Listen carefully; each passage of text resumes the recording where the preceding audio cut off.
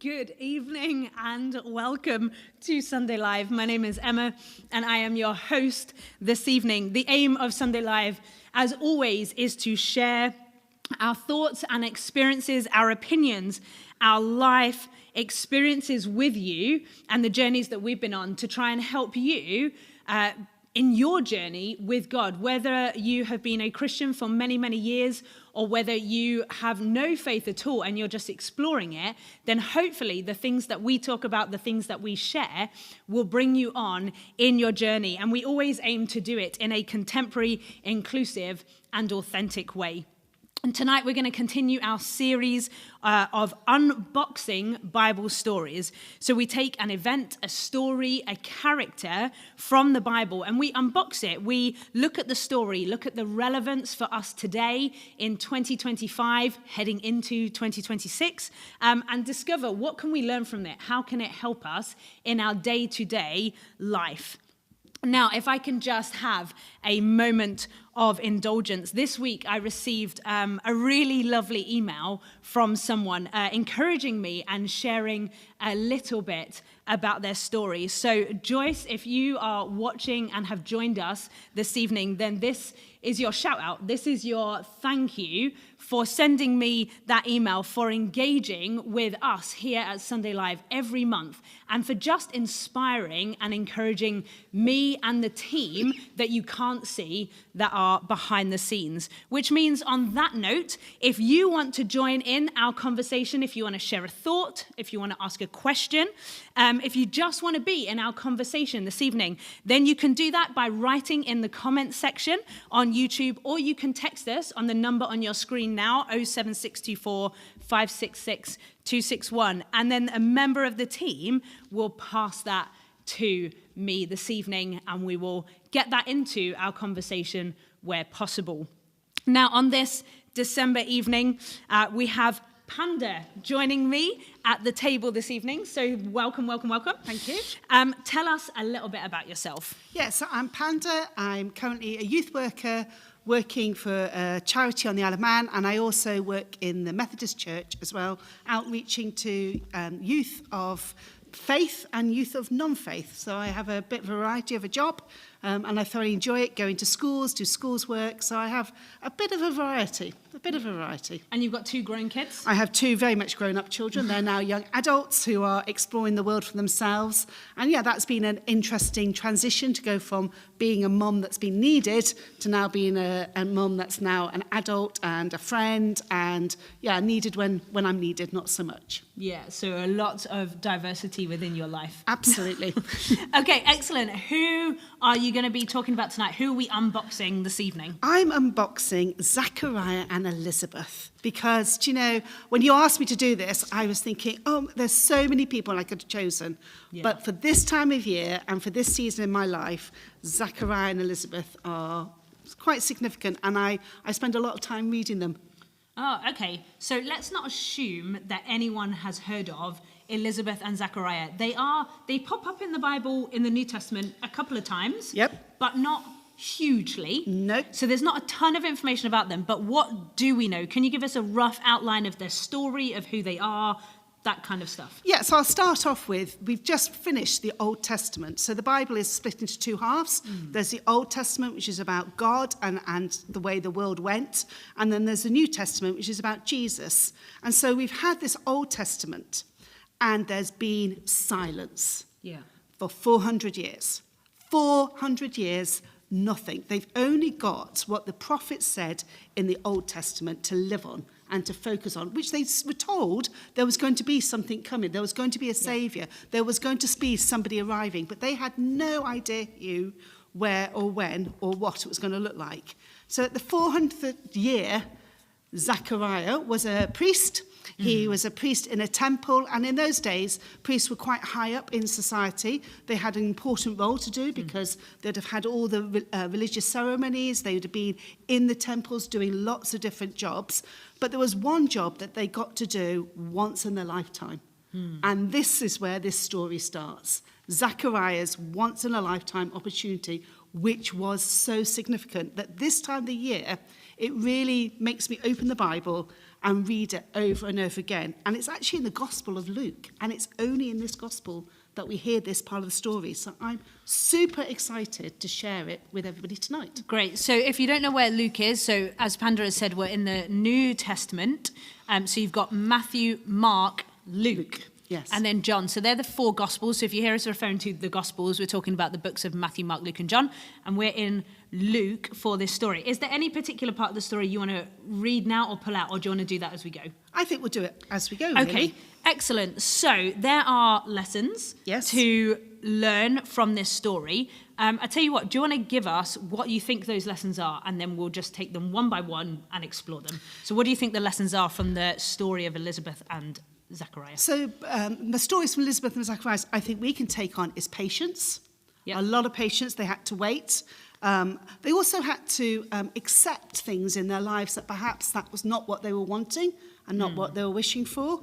And I think sometimes that we have to do that in today's world. Yeah. And I think they also had to think of the journey and a promise of a journey that they went on.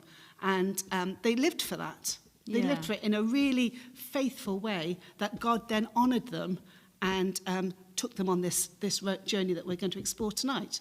Wonderful. So can I start with the excitement? Yes, So go on then. I'm passionate about this, as you'll soon discover.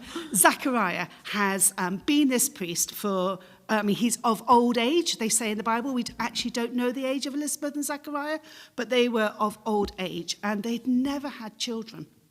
And in society at that time, that was really like looked down upon, that Elizabeth was barren, they said, and that she'd never had children. And so they were a bit, not outcast, But kind of like on the edge of society. kind of edge of society. They weren't quite slotting in, and they weren't quite fitting. Anyway, this one occasion, Zachariah is in the temple, and what the temple priests would have done is they would pull lots. And they pulled lots because there was one place in the temple, it's called the Holy of Holies, that nobody else could go through. You had to be called to go into this place. So you and I had no hope. We'd never been chosen to go into the Holy of Holies because we were women and we were not of ministry. We're not priests. So the priests would draw lots. And on this one occasion, the lot was for Zachariah to go through. Now, when they went into the Holy of Holies, not everybody came out. So they used to tie bells around their feet so they could hear what was happening, because nobody else, once the curtain was closed, nobody else could see or hear what was happening. And this was the moment Zachariah, his once-in-a-lifetime opportunity, on this specific time and day and month, was chosen to go in there. And remember, there's 4 years of silence. 400. 400 years of silence. 400 years, of silence. And he went into this temple. And he prayed with God. He was speaking for God, looking for whatever God was going to say next, because he didn't know when God was next going to speak. And an angel appeared. Gabriel appeared to him. Now, Gabriel hadn't been around. He's a chief of angels. Yeah. You know, this is the first mention of him. Yeah. And it's not about Elizabeth, Mary and Joseph. It was Zachariah that the angel appeared to. Yeah. And that just like, woof, blows my head away, because God's people had been waiting for so long. They'd had prophets from the Old Testament waiting for this moment, and it happened. It was really ready to happen, and it was to prepare the way for Jesus coming. But Zachariah was the one who got the message. And the angel said, God has heard your prayers, and he said, don't be afraid, that precious message. Do not be afraid. We hear that over and over again. And he had prepared a message that God has said, you will have a child.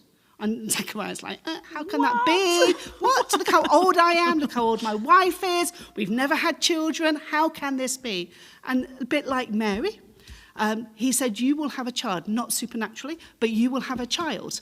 And you will call him John. Now, in those days, the family name was really important. Yeah. Family names were really significant, and they would carry on.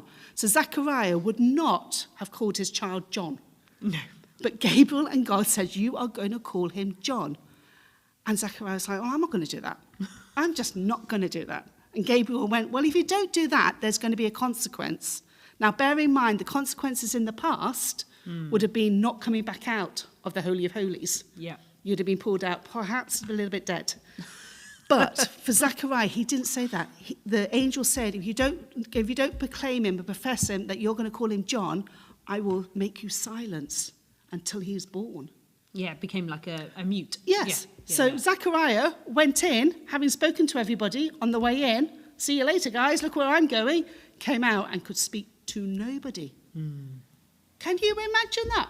Coming, just not being able to speak to everybody. I was like, whoop. So why was that? Because he had met the biggest angel. He'd met the most important person, and he had heard from God. There'd been 400 years of nothing, and he had heard first person. Yep. Zechariah's the first person to hear from God.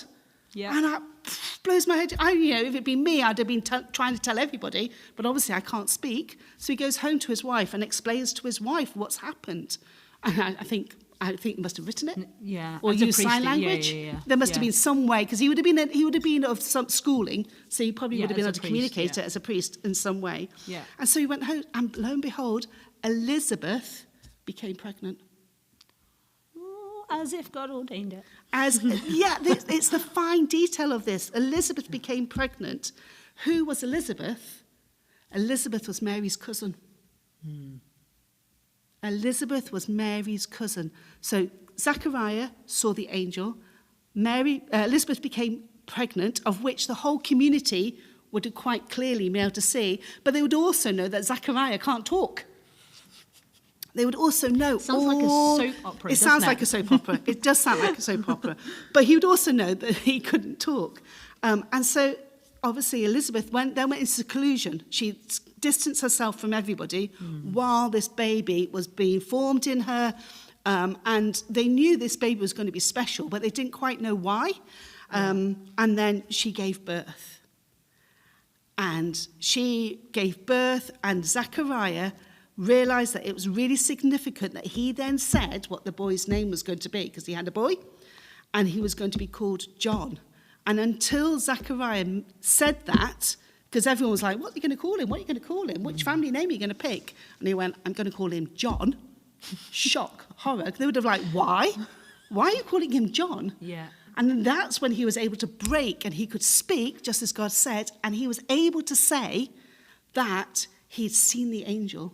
Yeah. And this, my son was going to have a significant ministry, of which we went on to learn was John the Baptist. Yes. And he had a significant ministry. Yeah. But the other thing that's significant that I love about this story, because it then forms into part of the Christmas story before John was born, that Mary, who had also met the angel. Yes, so the angel Gabriel was the one that told Mary she was going to have Jesus. Told her she had Jesus. Yeah. Mary went to visit her cousin. Yeah. In early stages of her forming Jesus in her stomach. And when she arrived, the baby inside Elizabeth jumped. Yeah. God told them that there was going to be something special. Yeah. How amazing is that? That this is a Christmas story that this time of the year we start looking at. And I always look at this story in November because I just think, wow, Mary's like 8 months pregnant, but Elizabeth is having John. Yeah. And John's so significant in preparing the way for what we have with the rest of the New Testament. Yeah. Yeah, absolutely. So if you don't know who John the Baptist is, I mean, you can go read about him in the Gospels, but one of the key significant things that a lot of people, Christians, will be able to tell you is he was the one that baptized Jesus at the beginning of Jesus doing miracles and amazing and wonderful things. John the Baptist was the one that was at the very beginning of all of that. I mean, he did a huge amount before that, but that is the biblical significant part that lots of people will know. Yeah. So if you've never heard of John the Baptist, you can go read about his story as well. Absolutely. But so this story is the start of Luke. Yeah. That's how significant it is. It's the start of Luke, of the rest of all the story of Jesus' ministry. Okay, so let's dive in then to some of the details of this story. So you talked about patience is one of the lessons that we can learn. So what about patience? Where does that come up? What are the lessons for us? Well, two things. You can look at three things, actually. You can look at Zechariah and Elizabeth as a couple who have been married for a long time. He's had a ministry, and they were never able to have that child. Yeah. They never together without the help of God, had that child. So they had to have patience to survive what everybody else was going through. Yeah. You know, sometimes if you can't have a child, it must be so tough when you're looking at everybody else your age having children. And that must have been such a tough time for them. And also patience in his ministry, Zechariah's ministry as a priest, waiting to go into that temple, waiting to go into the Holy of Holies. I mean, every time they drew lots, you never knew whether it was going to be you or not. So there'd have been so many disappointments. Yeah. But God knew the timing. God knew it had to be at the right time for the rest of the events to happen. Yeah. So I think Zechariah, and then, I mean, I haven't got it now, but to lose your voice. You know, to go silent and be silent for like 9 months. Yeah. I mean, I just think, oh my gosh, that must have been so tough. And no, because he got told when the baby was born, and if he named him John, this would change, but he had to wait for that. Yeah. That's like as you're a child, you're waiting for Christmas, waiting for your birthday, you always count it down. I wonder if he had calendars that he was counting down on, you know, to when this child was going to be born, and the significance of it, of when John was going to be born, and the significance of what he was going to say. Yeah, absolutely. Yeah, it's one of those, isn't it, that actually there's no one big event that we see patience, but patience is really weaved all the way through, isn't it? From before they even knew that they were going to have John, there was patience in his career as a priest. Yeah. There was patience through silence and pregnancy. And then all of that, there's just this waiting, isn't there? Constant waiting. And then if you look at Elizabeth, so that's Zechariah. If you look at Elizabeth, she was unable to have a child. She was then pregnant and then met her cousin. And they got told that story. Who miraculously became pregnant. Became pregnant. Didn't even have to try for that one. And she was young. And Elizabeth would have been so much older. There would have been that wisdom. She would have gone to Elizabeth for that wisdom in pregnancy of what was to come my way and how was it to be. And I believe, looking at different bit of historical evidence that I've looked at, that Mary stayed with her for quite some time. It wasn't just a pop in to say, hi, I'm pregnant. It was a longer stay. So they would have really bonded closely as a family with each other as cousins. But then, of course, Jesus and John were cousins and spent time with each other. Just as a slight aside, I wonder what Elizabeth and Mary's conversations were when talking about the angel Gabriel. Like, do you know what I mean? Because Elizabeth obviously never met angel Gabriel. Was that just Zechariah? Just Zechariah. But Mary did. Yep. Like, can you imagine that conversation? Let's talk about the chief angel, shall we? What did they look like? How that would have been such a fascinating, let's be a fly on the wall. That would have been an amazing conversation, wouldn't it? Just watching their relationship, them both processing ridiculous miracles. Like phenomenal miracles, and both of them have been a part of phenomenal miracles that would go on to literally change the world. Yeah, and it was both of them. And giving it for us today. And they are nobodies. And I don't mean that disrespectfully, but in society, Zechariah was a priest, great. It wasn't even a high priest or anything specific. He was just a priest. They were not significant people, and then God used both of them to radically change the trajectory of the world, wasn't it? Absolutely. So, okay, so then what is, in all of that patient stuff from Zechariah and Elizabeth, what's the lesson for us? In some ways it's kind of obvious, but what's the lesson for us now? I think sometimes you think you're on the right journey, you think you're doing everything you need to do, and you're waiting for the next, you're waiting for the new, or you're waiting for the change because you're on that journey of life. And sometimes it's just not going to happen as soon as you think it's going to happen. Yeah. So I can give an example when I was in my first employment, was in the finance sector. Absolutely, it paid my bills. I worked in the finance sector, but it wasn't my strength, and it wasn't where God called me to be. But I had to wait for 25 years before the door opened, and I got the sparkle of, that's what I'm meant to be doing. But the doors opened in my career that I could change from being administrator in a finance sector to being a youth worker. Yeah. And boy, has that made my last 20 years of work in an incredible journey. Yeah. An incredible journey and a privilege and an honour. But I realised I was working for paying the bills, and I wasn't actually working in my calling, Whereas now I believe that God's called me into this ministry, and I'm still there working in my calling. And I had to have patience. That was 25 years. So how do we have patience well? So how do we wait well, I do you think? I think if you're a person of faith, it's easy to say, well, we pray and we worship and we talk to God and we serve with each other, and you have your friends around you, and you have people around you that build you up and edify you, and in that time of waiting. But I think if you're a person of non-faith, then I think the waiting must be tougher. I think the waiting, because it's the unknown, isn't it? You've got to be patient, dig, and you possibly would open more job opportunities and more doors, possibly. As in trying to force them. Whereas I think if you're personal faith, you sometimes do believe that you have to wait before the doors open. Yeah. Or you push on the doors and you're very clear the door's shut, and that's not what you're meant to be doing. It's a very clear, obvious journey to go on. Whereas I think people I experience that don't have faith, they just get disappointed and upset and then get angry that the world's against them and things are going wrong. Whereas we tend to go, okay, that's not our time now, and it's not our calling necessarily. It doesn't mean that we're not disappointed or angry about that, no. But it brings, I think there's a comfort for us in knowing, actually, God knows what he's doing. Yes. God knows what he's doing, and as much as I think this opportunity was the one for me, absolutely, God was saying no, and I'm annoyed, frustrated, disappointed at that, but ultimately I have to come to a place of trust with God, right?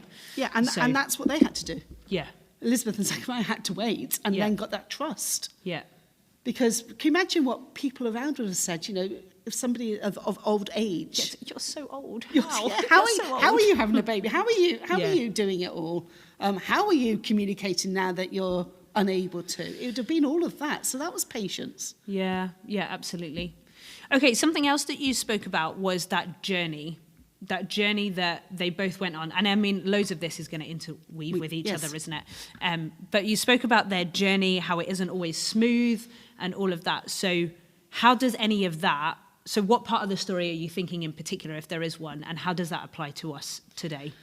Well, I just think the journey of his career.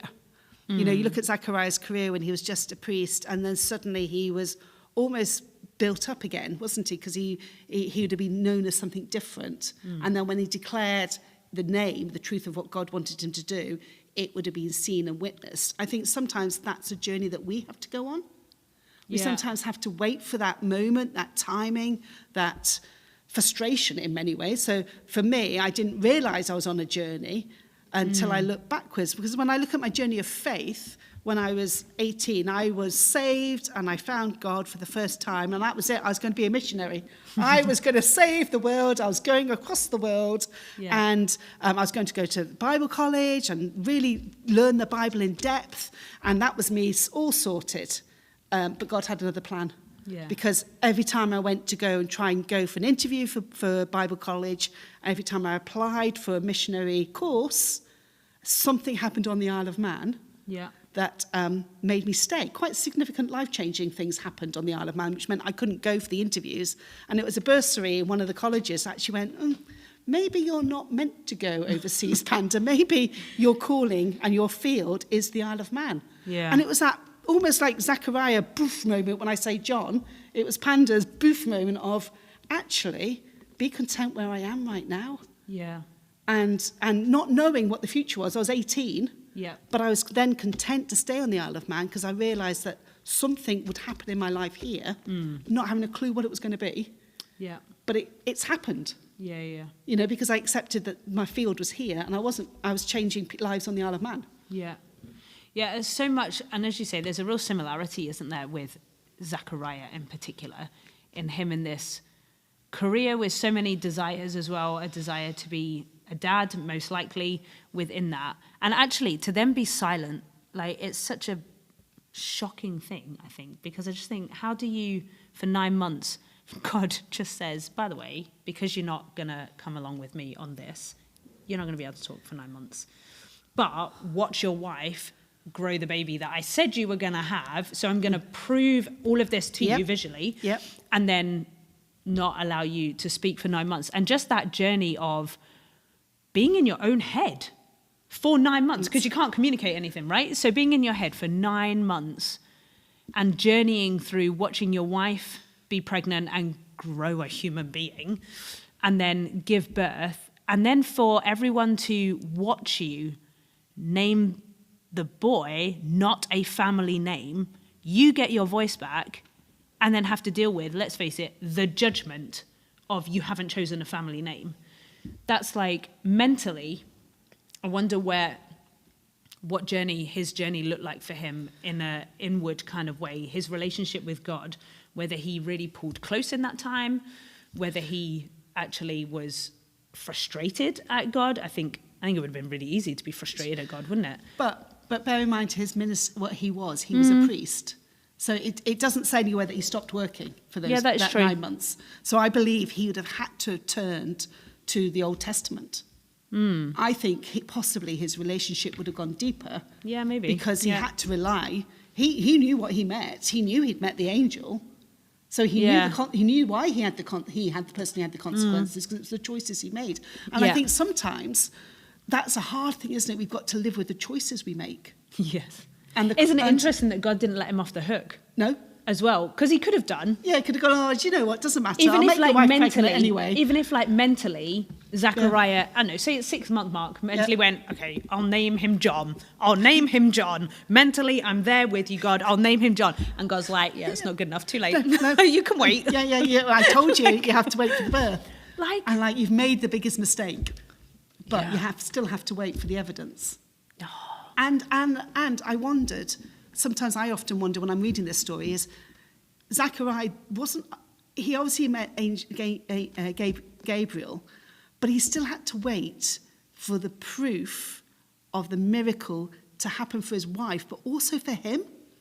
So would you, if you've lost, you can't talk, you still have to wait 9 months. Yeah. And you still don't know, even after 9 months, even if you say his name's going to be John, you're going to get your voice back. Yeah, that is true. Yeah. You've got that anticipation of waiting for that miracle, that ending. And in many ways, that's like us today, isn't it? In our faith journey of, obviously, we know what happened to Jesus. We know he died on the cross for us, and he rose again. And we're told by the scriptures that he will come again. Yeah. But we don't know when. Yeah, we don't know the hour or the day. We don't know the hour or the day. Yeah. But we've got to have that belief and that faith that he is our Lord and Saviour, that he is here today for us. Yeah. And by his Holy Spirit and the way he talks to us today through the scriptures and through our prayer life and our ministries, that we've got that same weight that Zachariah had. Yes. Yeah. But he knew after 9 months, if he did what he was told, then he would be okay. Yeah. Ish, maybe. Okay. And he was. Yeah. And he was. It's written here. It was. And I just think how detailed God was. And God is. And all this word is of God, the Bible, of what he has planned. Because he knew it had to be when it was, because it had to link in with the miracle of Mary and Joseph and Jesus being born. It all had to be significant. Otherwise, it wouldn't have all happened. We wouldn't have had any of this. Yeah. And God knew that from the beginning. Yep. You go back to Genesis. Yeah. And the word was created by God. Yeah. So he knew this finite, massive story, massive detail. He knew about the 400 years of silence, and then he gave this. And this is a part of Christmas that I just think, wow. Yeah, absolutely. I mean, the Jesus and Mary and Joseph, wow. Yes. But this part just makes me go, wow. Yeah. To stop and think about the finite detail that God went to and goes through. Yeah. And he can do that for you and me today. Oh, yeah, 100%. And I really love the fact that Zachariah knew that he was going to have a boy and couldn't tell anyone. Do you think he would have written it going, it's a boy. And he couldn't tell everyone anyone. Have gone, really? Really? How do you know that? How do you know? Anyway, okay, so then the third thing that you said was faithfulness. You touched, again, that's weaved all the way through. So faithfulness, how were they faithful? Clearly in tons of those ways. But how are they faithful? And then what do we learn from their faithfulness, and how does that apply to us today? Well, if you think about both of them, Zachariah and Elizabeth didn't walk away. They didn't go, well, life's not fair and I'm having nothing to do with God anymore. Yeah. They kept faithful in their ministry, in serving the community as a priest, as Elizabeth would have served, as a female of the house would have served, and priests would have had guests and people around at the houses. So I imagine Elizabeth kept faithful no matter what in all of that. And then their faith journey increased massively, didn't it, when Elizabeth then became pregnant? Because he could have walked away from being a... Absolutely. Well, I mean, I don't know whether he could have walked away from being a priest, but in some regards... Well, he could have lost his faith in the ministry and what he was doing. Yeah. And I think sometimes people in today's world, we can lose our faith. Yeah. We can lose and choose to walk away. But then you read a story like this and you think, yeah, but God's still got you. Yeah. God's always going to be there for you. And if you have walked away for whatever reason, for hurt or for whatever reason, there is at no point can you not turn back. Yeah. God is always there waiting. Yeah. He's waiting for every single person to come back to him or to turn to him for the first time. Yeah. Because that's what he calls us to be. Yeah. And that's where the faithfulness in today's world that we have to have on our journeys of life. And we do get hurt. It doesn't always go to plan. It doesn't go the way we want it to go. Yeah. But there's times you just have to hold on to that faith that God's got you. Yes, and it's okay to have a blip. Oh, gosh. In your faith, because that's what we read about Zechariah, right? So he's in the Holy of Holies.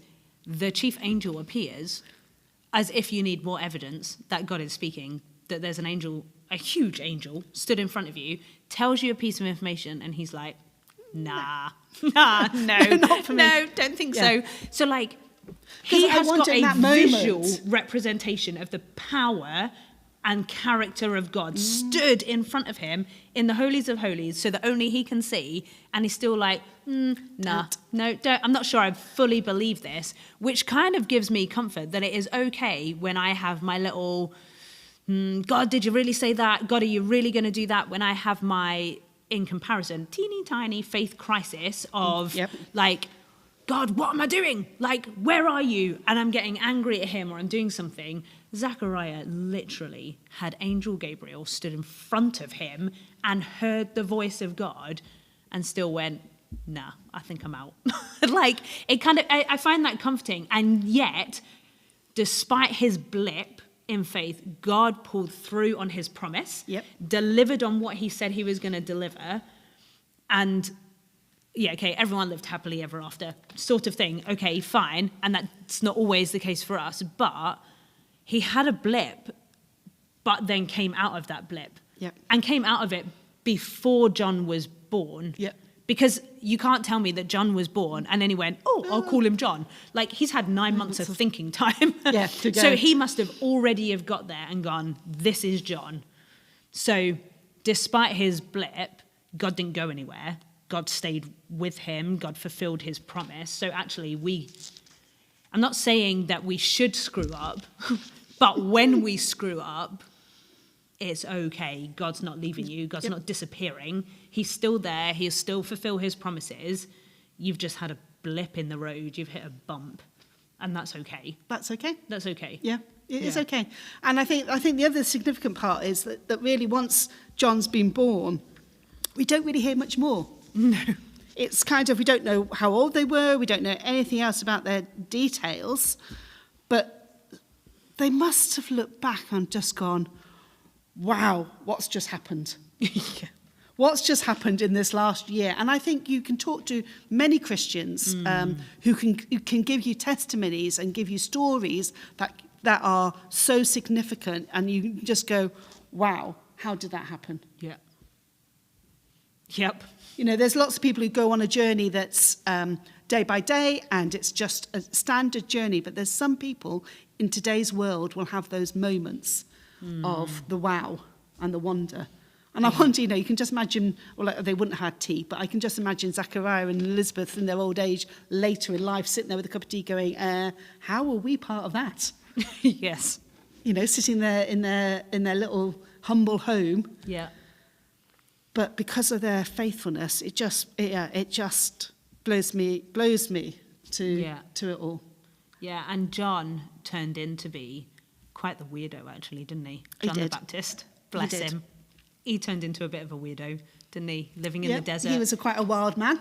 Literally a wild man, wasn't it? Kind of lived in the back end of nowhere. But sort of I know we're not talking about this. Yeah. We're not talking about John the Baptist. But don't you think it's really significant that John the Baptist went into the wilderness and Jesus went into the wilderness? John the Baptist is like a proper precursor. Precursor, is that the right word? Is that quite disrespectful? I'm not sure. But he is the pre-Jesus moment, isn't it?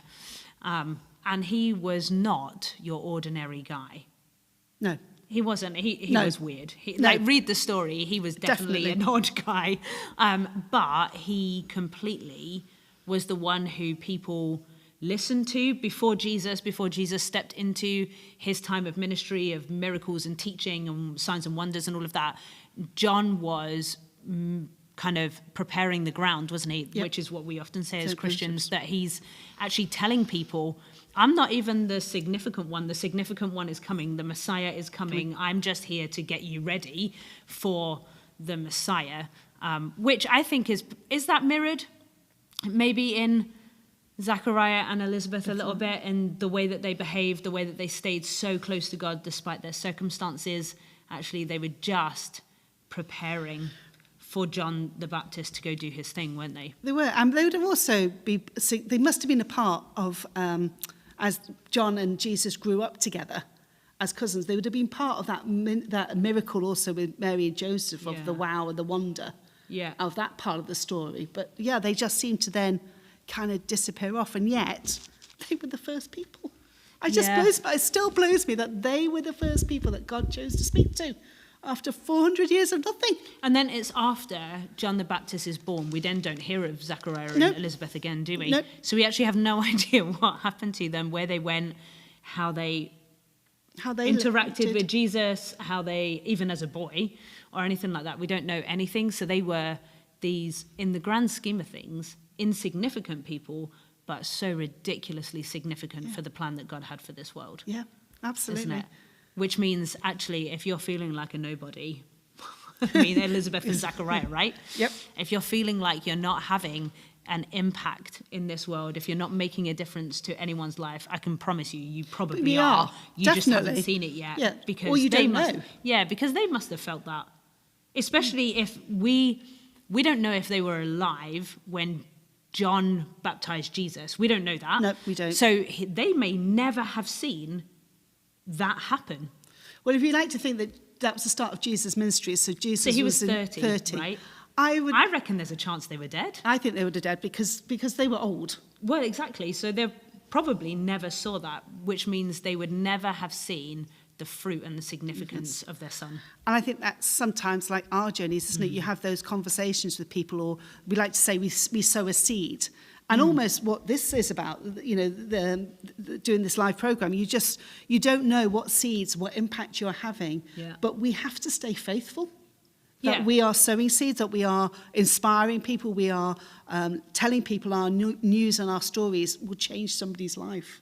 Oh, yeah, 100%. In all of the years that we've been doing Sunday Live, we've had many conversations of God is now the time to set this down, to stop this. And every time we've seriously contemplated that, someone comes and brings us a story of how they came to know Jesus, but they started watching Sunday Live, that we were the first part in their journey, or we were the bit before they gave their life to Christ, or they'll come and tell us a story of, actually, I watched you every week when we used to do it weekly, and then I went to this church and I got saved and I met Jesus, but you gave me all of the tools up to that. Yeah, the amount of times we've gone, okay, God, I think we're done, and God's gone, no.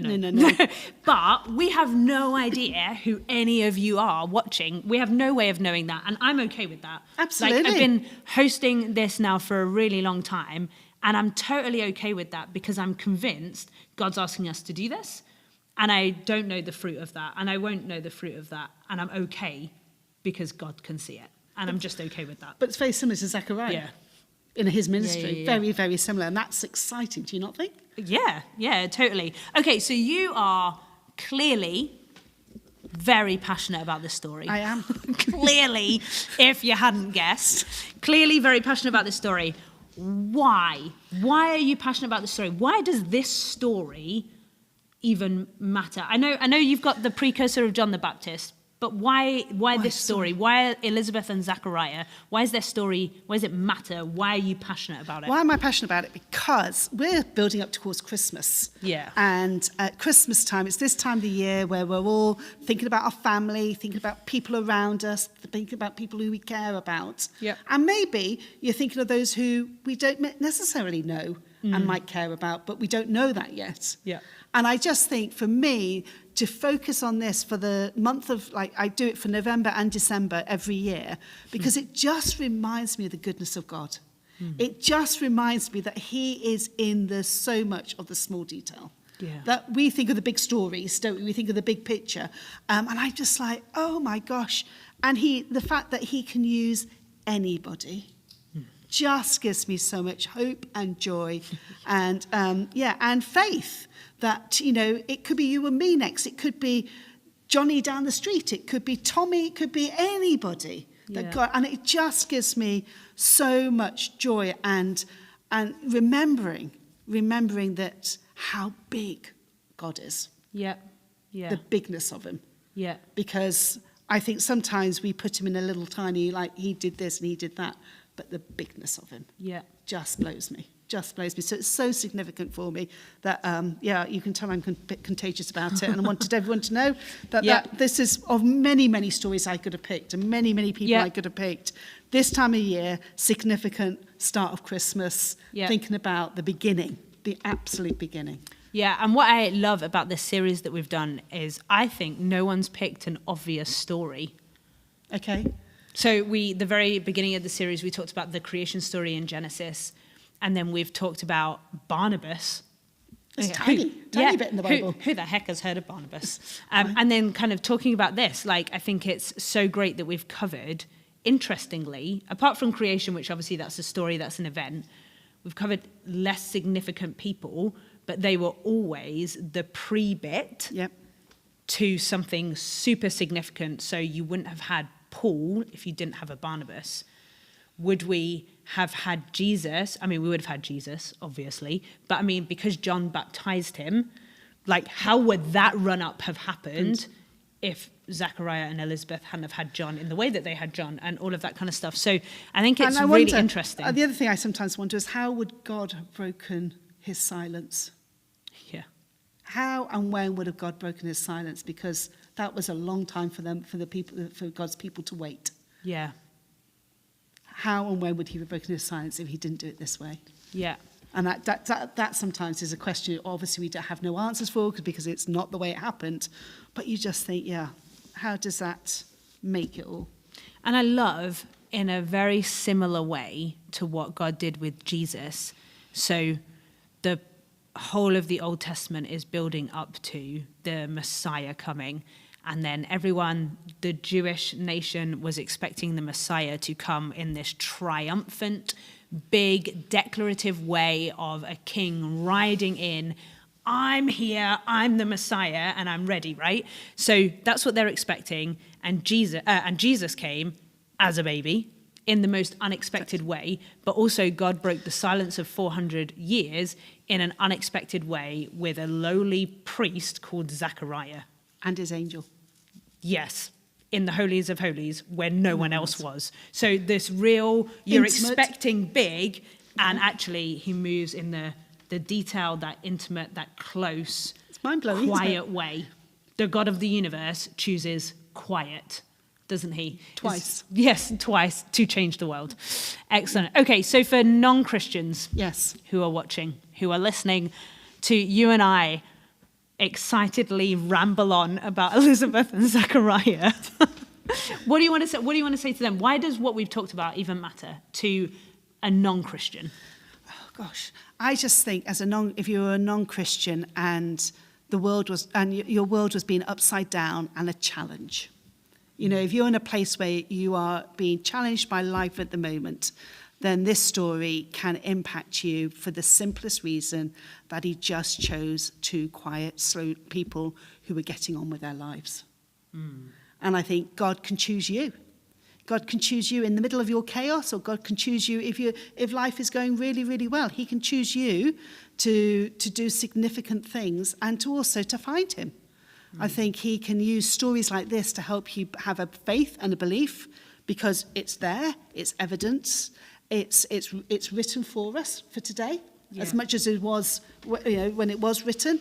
Yeah. And I just think, as somebody of faith, of non-faith, if you're questioning it, the best book you can get yourself to read is the Bible.